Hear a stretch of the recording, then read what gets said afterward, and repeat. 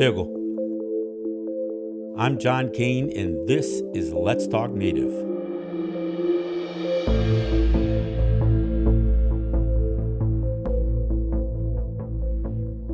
The Haudenosaunee National Women's Lacrosse Team is no more. After decades of gender bias and a deep-seated belief by the powers that be in Onondaga that women should be prohibited from even playing lacrosse, the men behind the Iroquois Nationals team, which is pretty much run by those in power in Onondaga, have successfully stripped the women of their Haudenosaunee sanction. On this program, we are going to pull back the curtain a bit and expose some of the ugliness and discrimination that exists in the power structure controlled by some of the most iconic and toxic Native voices on Turtle Island, yet still claim to be the longest continuously running democracy in the history of the world. Joining me later in this episode are two of the players and the executive director of the now defunct women's team. But before I begin, I must explain a few things that are even confusing to Native people who are well versed in much of the goings-on in Haudenosaunee communities. Anyone who believes the Haudenosaunee have lived thousands of years in an unbroken chain of steadfast adherence to the Iroquois or the Great Law of Peace are sadly mistaken. And I do mean sadly.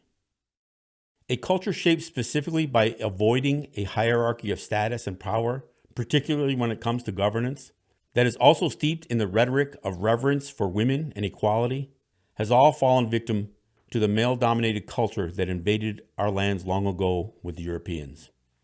The use of the clan system and the roles of clan mothers, once the very foundation of Haudenosaunee governance, has become unrecognizably diminished. In fact, most refer to traditional governance as the chief system. We have seen billboards erected calling on all of us to honor the chiefs. And this is nothing new. Male dominance and the power of the chiefs was the norm for over 2 centuries after Europeans arrived on our shores, and remains to this very day. There is no question that those who claim to be chiefs today wield power that is not derived from the people, nor the clan system laid out in the Iroquois. Today there exist 2 Grand Councils, one that sits in Onondaga and one that sits in Grand River, also known as Oswego or Six Nations, the latter being on the Canadian side of the imaginary line, which we are not even supposed to recognize. Chiefs from either side can deliberate at either Grand Council, but they more often exist as 2 separate councils, sometimes operating in unison and at other times playing against each other. The chiefs at Onondaga operate almost undistinguishably from the Grand Council. The Taladaho serves as both the premier chief of Onondaga and as the voice of the Confederacy. But to be clear, Onondaga is one nation, not 6.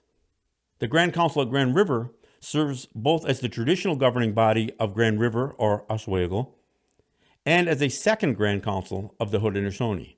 But the key difference is that Grand River or Oswego is a 6 nations community with clear and distinct voices from more than one nation. I know it's confusing, but try to keep up. Onondaga is the home of the Iroquois Nationals, and in almost legendary fashion, has for decades blurred the lines between titles like Faith Keepers and Chiefs, Chiefs Councils and Grand Councils, along with their branded Iroquois men's lacrosse team and a team of players representing all of Haudenosaunee. The patriarchy of Onondaga has run unchecked for centuries, and gender bias has become the norm. Women and girls have been forbidden from playing lacrosse, with heavy doses of the creator's game and an unsubstantiated, almost spiritual belief that the creator himself opposed women's and girls' lacrosse, used as an excuse. It should also be noted that some of the most iconic Native personalities in the world are based in Onondaga. Oswego was also heavily male-dominant when it came to governance. Like in Onondaga, authority and responsibility was intentionally unclear. But unlike Onondaga, women there have reclaimed some of their power and voice. As lacrosse has become more popular outside of Native territories, due in no small part to the efforts of Onondaga, as well as the Division I college powerhouse that nearby Syracuse University has become, one of the unintended consequences was the growth of women's lacrosse.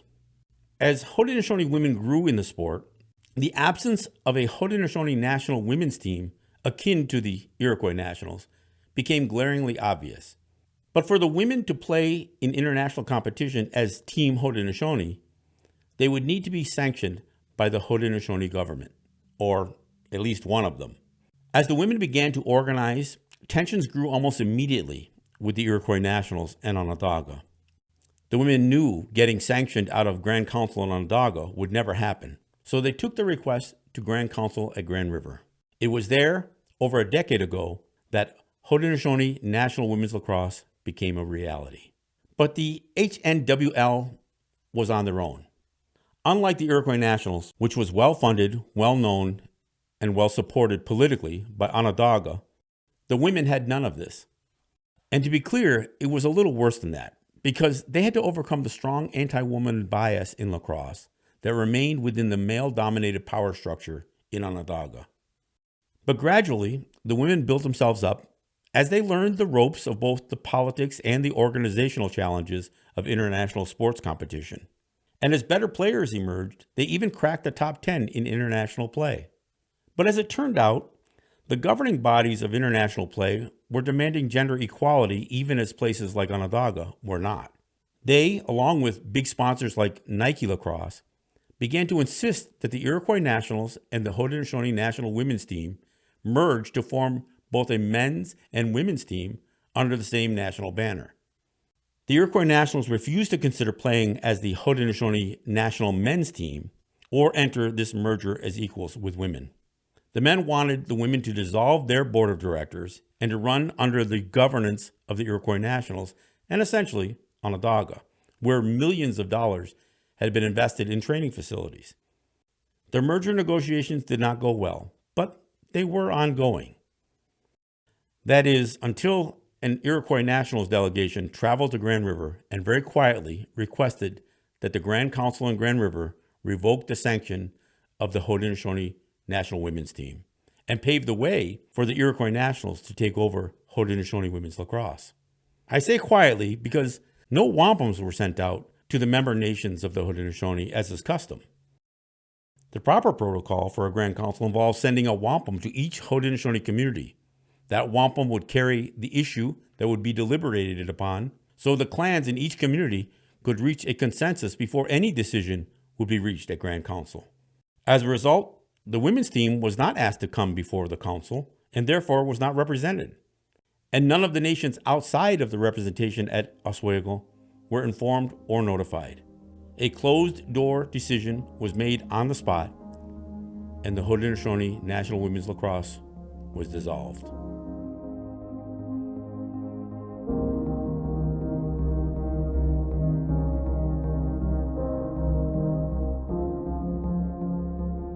On June 21st of 2021, a group of now former players of the Haudenosaunee National Women's Lacrosse sent a letter to the Iroquois Nationals expressing their concerns and opposition to the way the dissolution of their team played out, and cited a page of actions and specific examples of the gender bias, discrimination, and unethical behavior demonstrated in this process. The letter suggests no effort to overturn what has transpired, but rather makes a list of actions that these athletes call upon the Iroquois Nationals to follow to demonstrate fairness going forward and to allow the women of this team that competed for over 15 years to have the dignity and respect they deserve restored. Katie Smith from Oswego and Aaron Francis from Akwesasne joined me for this episode, along with Kathy Smith, also from Oswego. Katie and Aaron are two players from the now disbanded team, and Kathy served as the executive director of the Haudenosaunee National Women's Lacrosse team. Katie, Aaron, and Kathy, welcome to Let's Talk Native. My name is Katie Smith. I'm from Six Nations. I've been a player with the Haudenosaunee National Women's team since 2009. I was a part of the program for a long time, and I was planning on continuing and trying to play for the next 2022 World Championships. But so with that letter, we kind of did our best to try to summarize a lot of what has happened over the past year. And I know from reading the letter that it's not totally clear exactly what happened, but basically, our two boards, so the HNWL and Iroquois Nationals, were supposed to merge, become unified. And this was a requirement for World Lacrosse and in preparation to try to get into the Olympics. And World Lacrosse made that, very clear to both boards that they needed to merge. And as well as for the Nike sponsorship for Iroquois Nationals, they were also required to have a women's division to continue with their sponsorship. So basically, the boards were meeting at first, trying to, I guess, work together, and things went a little bit sour with that. And what it came down to really, and was they weren't necessarily seeing things eye to eye of what a merge was. From our board's perspective, it was really like trying to work together and becoming one, like two boards come together as one, where no other board was above another. Whereas with the Iroquois Nationals, perspective became very clear after a while that they didn't like the women necessarily having any kind of say in what was going on. And when our women board requested that they be involved in, important decisions, it was like total, like, no way, basically. So things kind of went sour, and a few players from both the men's and the women's program kind of created this players committee, and that was based on many of us who have been a part of both programs for a long time, leaders in our respective programs, and we wanted to see the merge happen under good terms. Like we wanted them to come together for the best of the players, right? Like we were really advocating for equality, equity across the board. And we had many meetings, like kind of almost like mediation between the two boards. Like we meet with INL and then we meet with HNWL, and kind of back and forth for seemed like a couple of months. But the players, we never really wavered on what we expected, the equality and whatnot. And it just kind of went, again, I personally never really felt like Iroquois Nationals cared about what we wanted. It was about what they ultimately already had planned and intended to do, and kind of went over our heads with regards to having the Haudenosaunee Nation Women's Program dissolved, because they took it to council. And I guess council is the one that dissolved our board. However, we really wanted to hold IN accountable, because it was because of them that it even went to council, and we didn't think that was necessary. We thought it could have been handled in a much more a better way. I guess for the players, like as a player, we kind of saw it like we were working towards making things right and making things better, and just felt like that all went out the window once they went over our heads and went to council. And then with that whole situation, it just wasn't a fair process by any means. Iroquois Nationals didn't do their due diligence, and I feel like the council didn't either.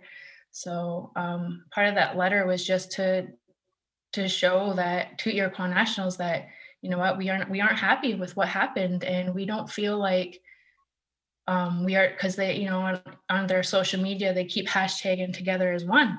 And for a group of us, we were like, it doesn't feel like we're together as one at all. Like it was just we had a different perspective than a lot of other players, because we knew a lot more of what was happening and what had happened.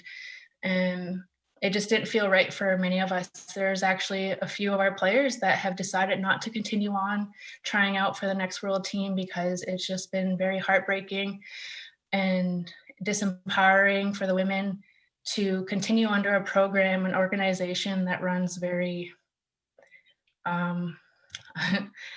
with no integrity, no real, from my perspective, I want to say corrupt, but I don't know if that's the right word or not. But Let me ask this. So These issues were not among the male and female players. This was really just about the management and predominantly the organization behind the Iroquois Nationals. That's what was driving most of this tension. Correct. For the most part. Now, when you say they Yeah. took this to council, this is pretty much, let's face it, Onondaga has controlled the Iroquois Nationals for since the beginning. I mean, it's kind of been their baby, so to speak, through all of the worst of times as well. Back when the Iroquois Nationals had a terrible reputation of tearing up hotel rooms and all that other stuff that's kind of legendary. But did they? I mean, I'm a little confused. So, did they address this in Onondaga in any way? Were there any? Did they take a position out there, or did the Iroquois Nationals just kind of show up represented in front of council in Grand River? Where was Onondaga from New York? I hate to use that expression, but where was Onondaga from the homelands essentially in all of this? As far as we know, they had very little to do with it. We are aware of at least one chief that's kind of in good in with the whole Iroquois Nationals organization, and he had a lot to do with what was happening. But ultimately, what it came down to is that Iroquois Nationals are sanctioned by Grand Council in Onondaga, but they I guess over time, I think it's very well known that Onondaga Council didn't support women playing lacrosse. So we had to get our sanctioning from Grand River. So that's why they went to Grand River Council, because they ultimately had control over our sanctioning. It is commonly known and well known that the boys' club at Onondaga literally opposes girls from playing lacrosse. I mean, they've been very vocal and very outspoken about that. And the tensions that exist between the Iroquois Nationals and the Haudenosaunee women's team, that's been present for quite some time, basically because of this predisposition that is held by the powers that be in Onondaga against women playing lacrosse. Yeah, it's again, like you said, it's been well known for a while. And I think Kathy might have a little more to say about that, because she's had to, somewhat deal with them over the years. And it wasn't, it really, honestly, it really feels like they didn't care about us. And I still don't really feel like they truly care about us, women players. They needed us. They need us for World Lacrosse and Olympics and for the Nike sponsorship. So that's why all of a sudden the past year, it's been like this really big push to get their own program, and really by any means necessary. Well, and for them to assert that they have a women's team, they have to eliminate you guys, and that's what it came down to. For them to meet those obligations for World Lacrosse and for this Nike thing you're talking about, they obviously could not just be a one gender sport. And so they needed a women's team, but they weren't about to, I guess, agree to equality as you guys were demanding, I guess. Yeah, I mean, I guess I give them credit for trying, at least in the beginning, to work together. But just the way that they have treated some of the women on not only our board, but just overall of the whole fact that they feel like they need to have the entire control, that it seemed very threatening for them to have. I will say that the women of our board are strong women. They speak up for what they think is right, and they aren't going to be quieted in the sense of not saying anything if they think something's not right. And so I really believe they felt threatened by some of the women on our board, because they did speak up and they did advocate for us women, and that to be met with such hostility was very alarming and telling, to be honest.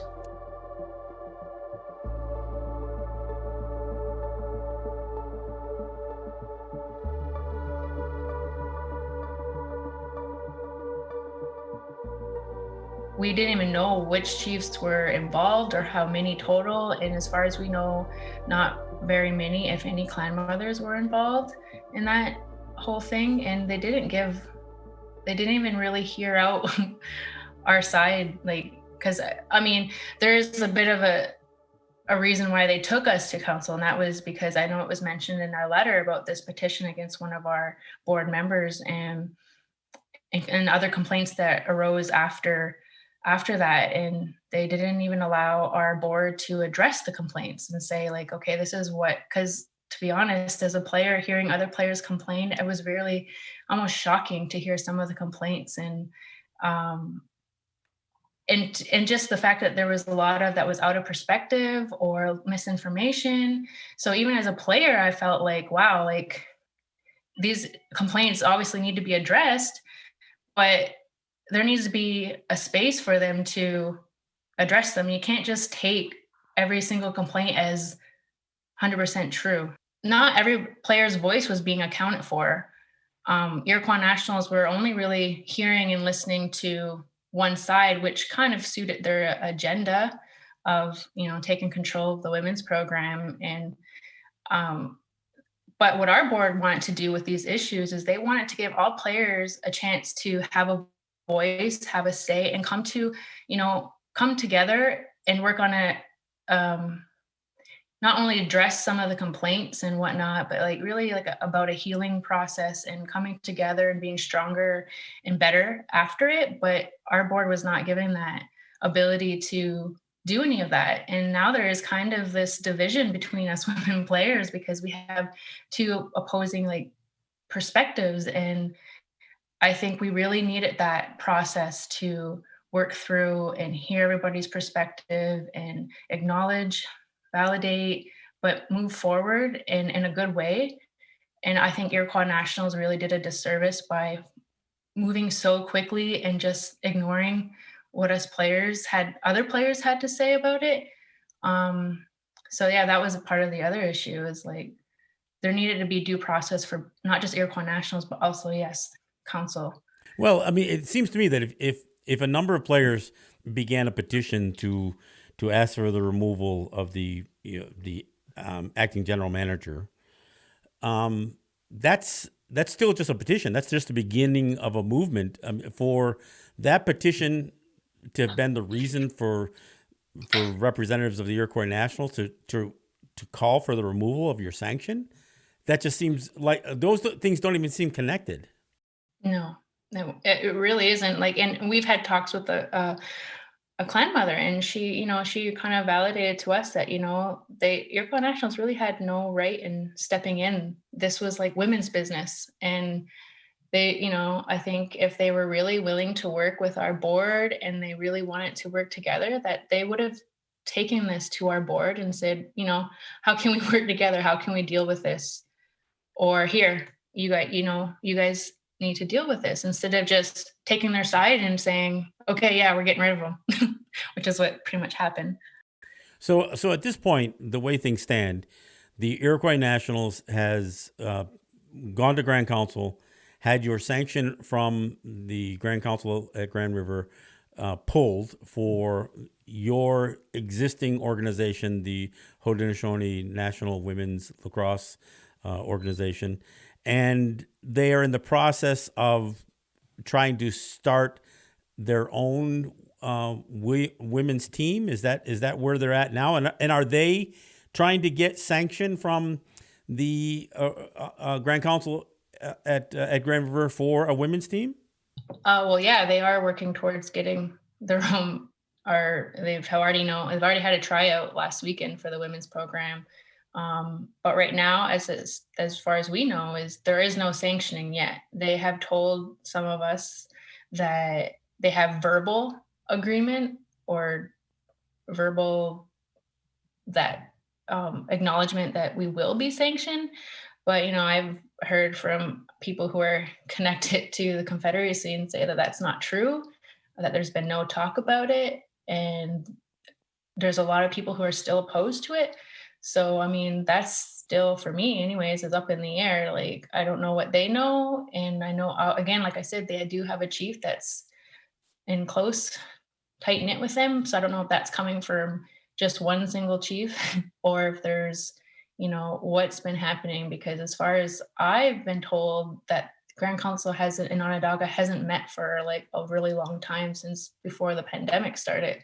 So where this verbal acknowledgement or agreement has come from is I have no idea. And whether it will happen, we don't know. Hi, my name is Erin Francis. I'm from the Mohawk Nation of Akwesasne. And the meeting Katie was just referring to, I happened to sit in on that meeting, and it was with our clan mother here in Akwesasne, along with a few other players who are aware of the situation in Akwesasne as well, and a male who is associated with Iroquois Nationals. And because we wanted some questions, we had a lot of questions. We're hoping for some answers, some clarification, some transparency. And he stated that around the sanctioning issue, he stated that Iroquois Nationals has been given verbal confirmation to begin a women's team. But like Katie was saying, we don't really know how that works.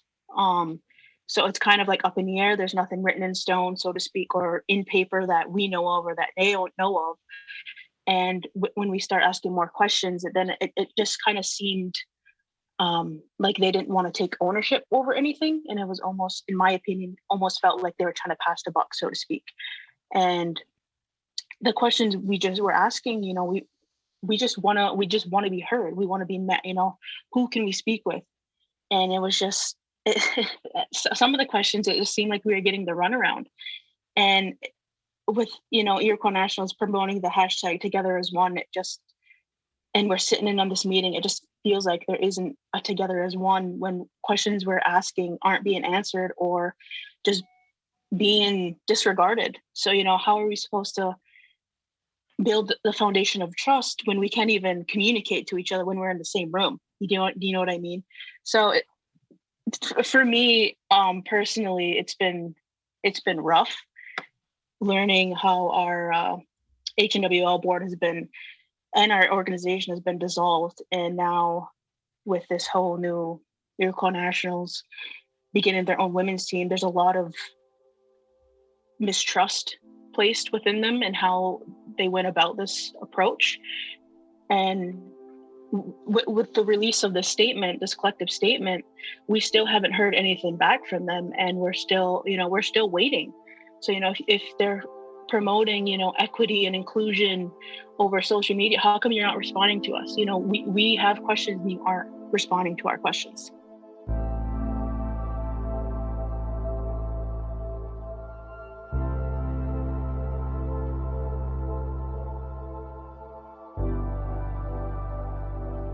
This is Kathy Smith. I'm a Mohawk Turtle from Six Nations, Grand River Territory. And I was the executive director of the Nationals Women's Lacrosse program. Been involved for about the last 15 years. And so I've been through a lot and seen a lot. And anyway, as to my knowledge, like our board members, there's only 5 of us, but we feel so betrayed by this whole situation, so disregarded and disempowered, that I don't believe that any of us want anything to do with that new program, because we don't trust the people who are involved on the men's side that we could ever work with them now, with them having done what they've done. There was complete lack of communication, transparency, honesty. I personally, I want the best.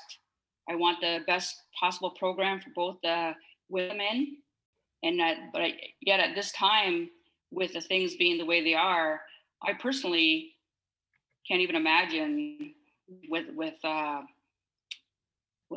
program anymore. And so, far as I understand, that the other women on the board, pretty much the same way. Maybe not quite as strongly in some respects, but for sure, no one's wanting to go join with them. And once again, Erin Francis, who played for the Haudenosaunee National Women's Lacrosse team. The issue that we're bringing forth right now just isn't solely about lacrosse. It's so much bigger than lacrosse itself. And what we're doing, some individuals within our own Native communities may think it's completely wrong what we're trying to do, or we're just trying, we're quote unquote just whining. But what we're doing is we're rising, we're trying to garner support and fight for our voice as Haudenosaunee women, right? And we're not just focusing on lacrosse. It extends way more than lacrosse, this issue that's going on. And that's what we're trying to have the outside world, both native and non-native, see that we're fighting for something a lot bigger. And, that is equality for women, Indigenous women across the board, within our own native communities and the rest of the world itself. And what we're doing, especially with the topic surrounding lacrosse, how women aren't supposed to play in general, we're upsetting the balance that's, that we've abided by for centuries, right? Our culture saying women can't play. And so what we're doing, we're essentially rewriting history. We're trying to rewrite history. Well, I And don't even know if that's something that has been established for centuries as much as it has in the last 50 years. I mean, I know that these guys want to suggest that somehow there's almost some spiritual prohibition against women playing lacrosse, but I don't know that anybody's ever been able to substantiate any of that. But we know that there's been a male-dominant culture that has been pervasive, not, as you said, not just with lacrosse, but with how Grand Council, how nation councils have operated, with the by leaving out the important factors or the parts of the protocol that involve the clans and clan mothers and all of that stuff. There's been a real shift towards the male dominance, and that goes back a couple of centuries. So I think that does represent a bigger problem. So I appreciate what you were trying to do, even if it does seem like it's about lacrosse. I understand exactly what you're saying. The other thing is that we oftentimes find ourselves in a situation where, out of some sort of blind loyalty to our culture, we are hesitant to stand up to and raise any attention to some of the conflicts that exist and some of the hypocrisy and some of the as you said, corruption earlier. We have a tendency to shy away from that because we don't want to air our dirty laundry out for the whole world to see. But at some point, we all get to this place where we have to confront some of these inequities, some of these inconsistencies, and some of this corruption. Yeah, for sure. And to go off what like Aaron was just saying is like really this is kind of like an act of decolonization because we're not just focusing on lacrosse and having a women's team or anything. I mean, that is an important factor, but part of the reason why many of us players don't even want to continue is because we have kind of lost that pride of what we're representing.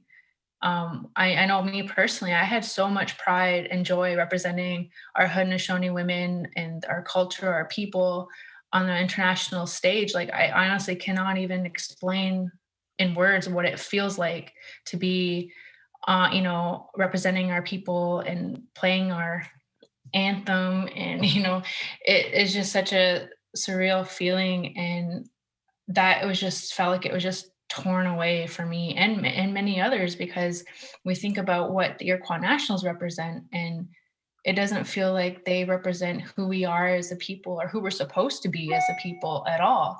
Like, and that's, that's part of the hypocrisy that, they tout to the world, like, oh, bring up our history and our treaties and all this stuff. But then they themselves aren't living by many of our core values of having a good mind and honesty and trust and compassion, empathy. Any of that stuff is just totally devoid, it seems. And that was like another driving factor for us because like this isn't right that they are doing this. Like we want to represent our people authentically. And that's why I take a lot of pride in our Haudenosaunee program, women's program, is because they did try to bring in more holistic, it wasn't just the physical of playing lacrosse. Like we had, spiritual practices that we did and mental, everything, it was very holistic. And so many of our players have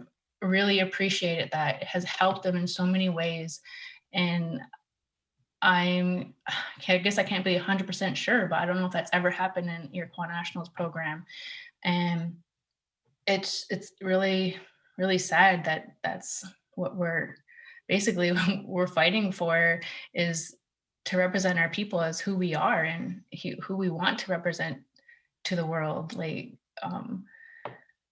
it's just that it feels like when you talk about male domination, like, and that's like part of colonization. That's the hierarchy and the patriarchy, and that has seems to dominate our societies these days. And that's so so sad to see that it has come to that, because we are a matrilineal society, and it just feels like so much of that has been lost. And this is a way for us to not only use our voice and stand up and feel empowered in what we have to say, but really hoping that we can bring about change, and we can bring awareness that, you know what, the way things are being run isn't right. And it was very, really disheartening when our board was taken to council. Our board proposed a solution, which was to dissolve both boards and build from scratch using our Haudenosaunee principles as like a framework. Um, Kind of, making sure that there was that equality and the voices, kind of like how our chiefs and clan mothers are supposed to run, right? Like no one's above one another, but they're supposed to, keep each other on, or the clan mothers keep the men on track. And, that's kind of how we wanted, seen it working. And the fact that that would just be disregarded and just, nope, just let Iroquois Nationals continue doing what they're doing. And instead of being more authentic to who we are, was very, like I said, yeah, disheartening. Well, even the name issue, for many of us, and I've heard this conversation in many territories.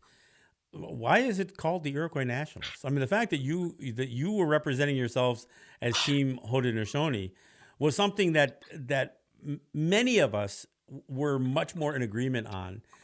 But the word Iroquois is not, it's not even our word, and even the idea of calling somebody the Nationals, it neither one of those words are ours. So it seemed to me that if you were going to create a male and female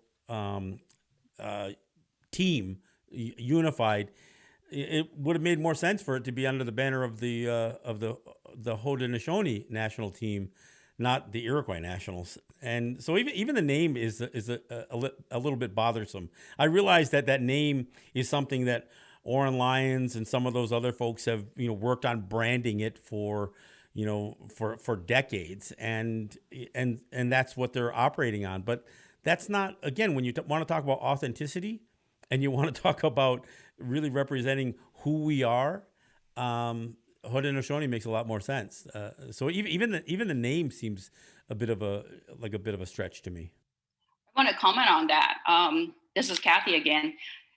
That was one of my first indications of things to come, because in the fall of 2019, we had a meeting conference call, and there was some of us from our board on the call with the Iroquois Nationals, and we asked about the name, and we expressed our concerns about being called a derogatory name that was given to us by the French, is my understanding, and about wanting to be called something that was more in alignment with our, and also being one of our own words, right?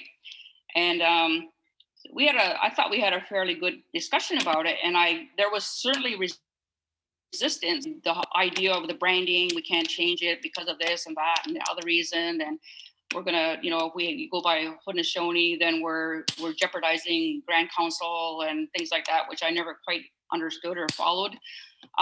So anyway, that was in the fall of 2019, and we had that discussion, and so in the spring of 2020. I get an email from the Iroquois Nationals, and I had asked for more information about what they were proposing, because they had said they were working on this business plan, and they were, going to, as we were working toward unification, we were going to have, some things, changed, but for sure it was going to be, there was this youth development program, and it was going to be for both men and women, and everything was going to be the same for both programs, which all sounded great. But when we got that email in spring of 2020, it said in there, and the women will be under the Iroquois Nationals name. And then they also said we're going to get us coaches, and we already had coaches in place. So anyway, I sent an email back, and I basically said, I'm surprised that you're in this or saying that we're under the Iroquois Nationals name when we had a discussion about that, and I thought that was like unfinished business. We hadn't made a decision about that, and then we're being told that you're going to be called Iroquois Nationals. And so that's when it became clear to us that this was not a merger. This was not a merger happening. This was we'll give you we're going to tell you what we're doing, and then we'll let you say if you want to do it or what you like about it. But basically, we're calling the shots. And so when I sent an email back to them, I told them we're going to, moving forward, we're going to be included at the table with, any decisions regarding the women's program, with respect and, everything, inclusion, our voices being heard and those kinds of things. And they didn't like it at all. That's when things turned sour. And then after that, I suggested mediation. Our board suggested, I should say, through me. I was the one conveyed that message. And they said, no, we don't need it. Anyway, the name, to me is still unfinished business. And whether I'm involved or not, and obviously I'm not right now, but I've been hearing a lot of people questioning that, and yet they want to continue to do things their way with no willingness to listen to anybody else. So what is it your sense for what was the argument? What was the overarching violation that you're accused of that would have caused the Grand Council at Grand River to dissolve your existing organization? Honestly, we don't even know for sure. There's three things. One being the petition, that we didn't remove the board member that was the players asked us to remove. So that was one thing. The second one is that there was all these accusations made against us, which we were never ever given the opportunity to substantiate. So they still remain unsubstantiated.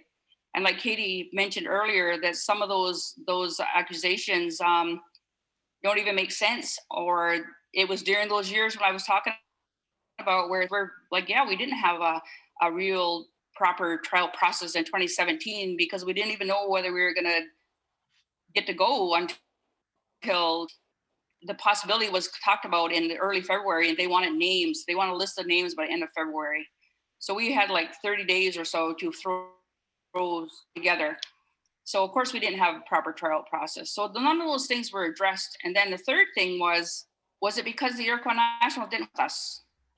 We don't really know. And so I tried to question the Confederacy after we received the letter saying that they pulled their support and they were dissolving us. So I had talked to one of the chiefs and I had asked him some questions and he couldn't answer them. So he says, well, if you give me the questions, I said, I'll take them we have a meeting tomorrow. I'll take them to the meeting and see if they'll answer them. So I sent the questions and he contacted me. He said they don't want to hear the questions. He said they made a decision last week and they're good with their decision. Wow. So that was kind of like far as I got trying to quite even find out. So we don't even to this day don't know for sure why we were dissolved. Absolutely no accountability. It doesn't seem like that to me. So what do any of you see?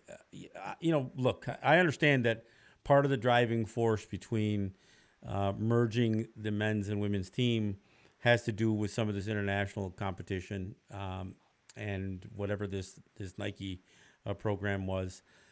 But where does that leave you? I mean, does it essentially end your organization to where you have nothing to build upon? Is it just about being sidelined permanently and letting the Iroquois Nationals create a subservient women's team that will be under their banner, under their control, and under their governance? Well, as far as I understand it, I don't think this is done. there's still questions. We're still asking questions, but I can't say that we can really do much, because the big thing is that the fact that the Iroquois Nationals took this to the Confederacy. See, when we joined originally in 2006, when the women became a part of this world competition, they joined the IFLA, which was the women's organization at the time. And so the women and men were not merged as an international organization at that time. And so when we were sanctioned by, Grand River, we were, I don't know, like kind of just doing our own thing. So we had that autonomy and independence for the last 15 years, right? So then now to go, it's almost like this is like a real step backwards, if you ask me, to be now under the men's program. So I don't know what's going to happen from here, because I feel like it comes down, like World Lacrosse, kind of they had told us specifically that it was always expected that we were merged. It was expected that there would be a takeover by one over the other. And so they don't agree with what happened, but because they involved the Confederacy, who is our sanction, see, when back in 2006, we had to get sanctioned to be able to participate in this world level. And so when they took away our sanctioning, World Lacrosse is kind of in a position where they're not supposed to interfere with our internal business, right? They know what's wrong. They don't agree with what happened to a certain extent. Yet I don't think they really know what to do about it. And they haven't even had a chance to meet about it, as far as I know, like in very many times or whatever. So they're still meeting and whatever. But I really think they're kind of in a position where they don't know what to do about it, or if they can do anything about it. And so I don't know, moving forward right now, they are recognizing that because they got the letter from the Six Nations Confederacy Council, they are moving forward with allowing the Iroquois Nationals to go ahead and run this program. Has anybody considered taking this up at the individual nations level? I mean, look, Grand Council is supposed to be this convergence of all the nations' councils, to form a Grand Council. That's what it's supposed to be. But it seems like they're operating autonomously without input from Haudenosaunee or from Galawage or from Tonawanda or from Tuscarora. So I mean, it seems to me that if some of your team, your players and your staff that may have a nation council that they can go to, it seems like the whole process was violated. This went to Grand Council without ever really having any of the Native communities involved in the process. That's true, and to my knowledge, like I personally, haven't even thought about going at it that way. I know I just reached out to a few people and just talked to them, asked for them for advice and guidance, and like no one ever suggested that, so I never really thought about that. I don't know. I think it comes down to we only have so much energy to try to do this, and the players have kind of taken it, and as a board, we've kind of been like not really sure what we can do. I feel like when we try to, like I said, I tried to talk to the Confederacy and try to get some answers, and that was kind of just shut right down. So I don't know. I don't know as a board if there's anything we can do. And the players, I know for sure there's more players, and there's like they would all have connections in their own nation and their own communities. So that might be a way that we could go. Yeah, and I can really appreciate the limited amount of energy that anybody has to fight our own people, and how discouraging that is. But I see women's lacrosse, especially across our various Native territories. I live on the Cattaraugus territory of the Seneca Nation, and I see some of these great women athletes really accomplishing great things in the sport of lacrosse. It seems like you are really you guys are up and comers. It seems to me that the women's lacrosse still has the ability to reach a peak. I will say, and this isn't meant to be in any way derogatory towards the men, but basically the men are really at a place where Team Canada and Team United States are always going to be the dominant teams, and because of the popularity of lacrosse as it's gone into Division One, NCAA lacrosse and that kind of thing, but it still seems like these our native territories, our Haudenosaunee women have an opportunity to reach a peak that they haven't yet reached, and that should be looked at by players, even the young players who maybe aren't at perhaps they don't have the opportunity to play for the Haudenosaunee national women's team yet, but maybe that is a direction that some of these young players have to go, is to petition their own nation councils, and try to build some of this. Look, there's no reason why some of these, the Mohawk Nation or some of these, the Tuscaroras or Tonawondas couldn't take a position as nation councils to endorse the Haudenosaunee women's lacrosse, and that would actually put this Grand Council at Grand River and at Onondaga on notice that how do they take a position as a body when the member nations, the Six Nations, aren't necessarily agreeing with them? Yeah, I don't know. I'll just kind of add my thoughts about continue moving forward. And so I guess I recognize that we need to be under one umbrella, to continue playing internationally. And when we bring up this stuff and we send this letter to Iroquois Nationals, we're not looking to bring back our Haudenosaunee Nation women's lacrosse program. That's not our goal at all. But we just want it to be fair. We think it should have merged properly, and we still want all those things that we were originally fighting for. So, because me as a player, I personally do not trust or have any faith in the Iroquois Nationals organization. And if you had asked me 2, 3, even way beyond this past year, who I would prefer to be playing, what organization to be playing under, hands down, Haudenosaunee Nation, because I was well aware of Iroquois Nationals' lack of organization and all the other crap that goes on. So as a player, I definitely wouldn't have wanted them to just completely taken over. And I wanted that. And that's part of the reason I was fighting, is to make sure that it was a proper merge, that we are going to have women in there who speak up and advocate for us as players. Because you know what? The men players, and I know that Kathy didn't mention that, but they really use that. We've been doing this for 30 years. You guys are just newcomers. So basically we're better than you guys. So I find great offense in that, and that because their men do well, right? They have done well in the last few world championships, and they have a lot of talent.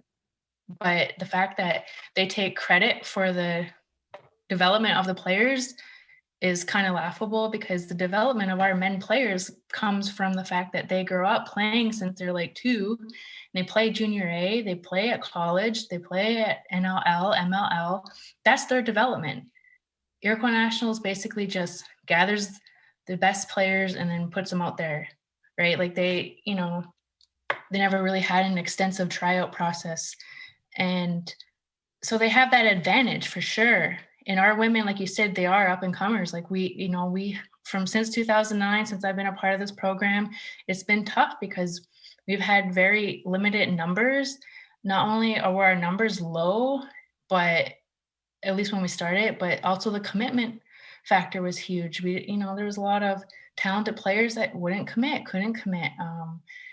And there's just so much more different factors our women's face compared to the men's. And we do need more development. We can't just wait until a month or two before world championships and have tryout and pick our team. Like, we need to continue playing throughout at least a year in advance. Like, our Haudenosaunee program, except for the two anomalies with 2017 and 2015, we really tried at least a year in advance, sometimes up to a year and a half or more, to start our development and start our training and start our practicing, because we need that, or we don't have as many women playing in college, or we don't have, or high school. I mean, let's be clear. I mean, there are many schools Yeah. that have high school boys programs, but they do not have high school women's programs or girls programs. Yeah, for sure. Especially in Canada. I mean, yeah, the men are in the States. I know there's a lot more high school programs, but in the Canada here, it's like practically non-existent. And the program that they have is not that great. So, I mean, our women are at a huge disadvantage when it comes to the talent pool and the number of players that we have to choose from. So yes, we definitely there's going to be a peak. And, I, as being one of the veteran players and approaching the end of my career, I was so excited back in 2019 at the PALA Championships, because we had a good mix of some veterans and young players, and it looked so promising. And so I'm heartbroken that we lost a few of our veteran, talented, experienced players, because now I know that even if I continue to play, we're not going to have the absolute best team, because we've lost a few talented players. So that's part of that. That's really heartbreaking for me, but it's just, yeah, I moving forward, I just want there to be more accountability, transparency, and making sure that they're doing the right things and really thinking about us women, not just kind of going about how they've always done things. And that's really what we're fighting for. We're not fighting to bring back our other program. We're still trying to be unified, but in a good way, because ultimately, no matter what side or angle you're looking at it from, all players, whether they're from the petition group or from our group, we all want better. We all want things to be better. And that's ultimately how we're trying, we're just trying to bring to light the stuff that we're aware of, and we want better. And we don't think it's fair what happened. We think that some of the women from our board should have been able to carry on, because they have a lot of experience and knowledge and connections, and to just totally disregard them, get rid of them, and then bring in people who have no experience and have to build from scratch is absolutely awful. At this point in time, we're a year out from World Championships, and we had like Kathy said, we had top-notch Division I coaches who were invested in building our program, and we lost them after this after being dissolved. So our whole plan for this year went out the window, our tryout process, the tournaments we were supposed to be in. And for me, I feel robbed. I robbed as a player, because we are going to miss out on all those opportunities now. That we need it. Our program need it. Our women need it. And so, yeah, we're just going to continue to fight and that's why we want to bring awareness to a lot of these issues.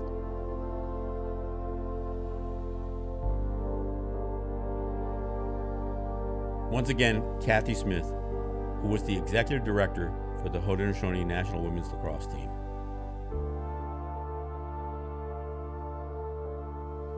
I'd just like to make one comment before we leave.